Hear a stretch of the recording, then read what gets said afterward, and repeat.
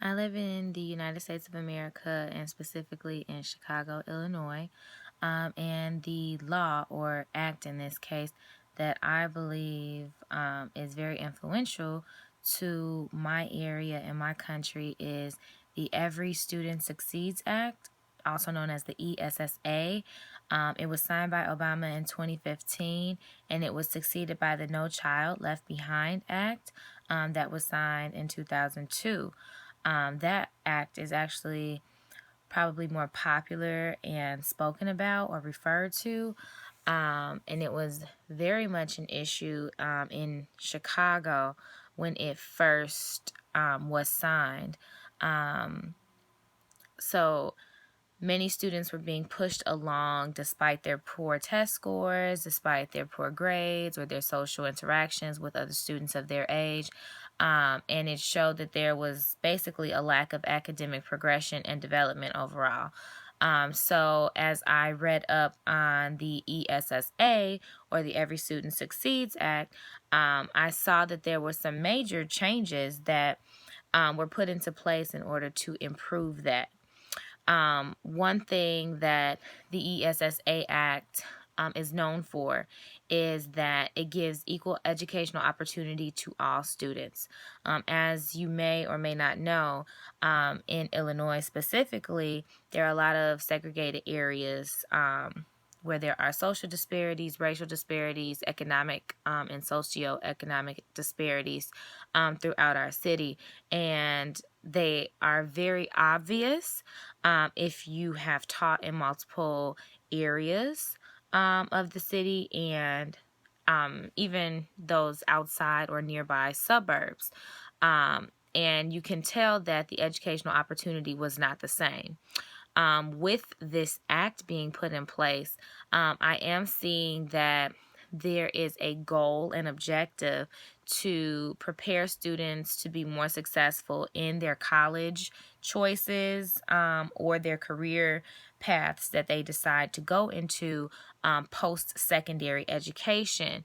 There is also a lot more vital information given to the teachers in order to explain what the test scores are saying, what the objectives are stated in layman's terms, also how to get the students engaged and motivated to improve upon their current scores so that they are able to make strides towards those benchmarks or towards those statewide scores that are considered to be the average. Another part of ESSA that I believe is very important and is very different from the No Child Left Behind Act is that there is actual talk of implementation for intervention. A lot of times we just see that, oh, we need to improve test scores. Well, that's very vague, and in order for us to actually see change, we have to implement specific interventions. Actually looking at that data and saying, okay, in this area of math, numeration and recognition is clearly an issue for this student. This is how we can improve upon this in class between now and that next test. And when it is communicated to that parent, when it's communicated to the student, when it is a full circle of cooperative support, then that is how you make an intervention be successful.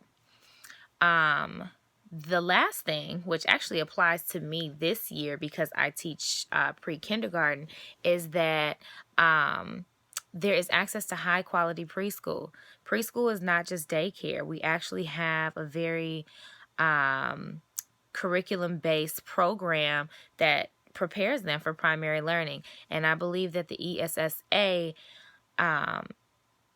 really gives my current position more of a foundation to stand on as I really push parents and the community to understand that preschool is not always just about play anymore.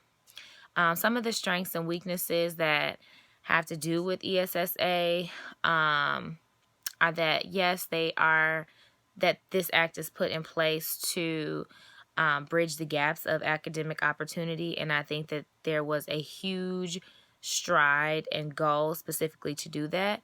But I do think that the standardized tests that are involved and required are still very demanding and rigid, especially with the creative learning and the explorative learning that we're trying to push in this revolutionary age. It also puts a lot of pressure on the students as well as the teachers because of that accountability aspect that is mentioned in the ESSA Act. And a lot of times teachers are pressured to prep for these standardized tests, losing time to, focus on instructional objectives and things of that sort because you want them to do good because it ultimately reflects on you. Overall, I believe that the No Child Left Behind initiative had good intentions, but it lacked specific objectives to implement those interventions that we needed for students who were struggling.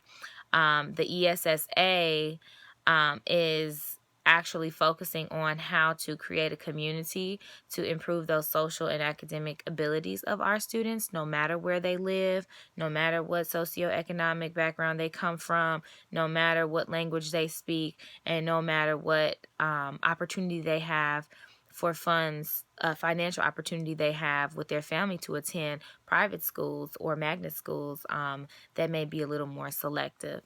So I believe that we can set out to expose our students to a better curriculum, as well as the technology with the help of the government and the collective and collaborative efforts of the school, the staff, the teachers, the parents, and the community.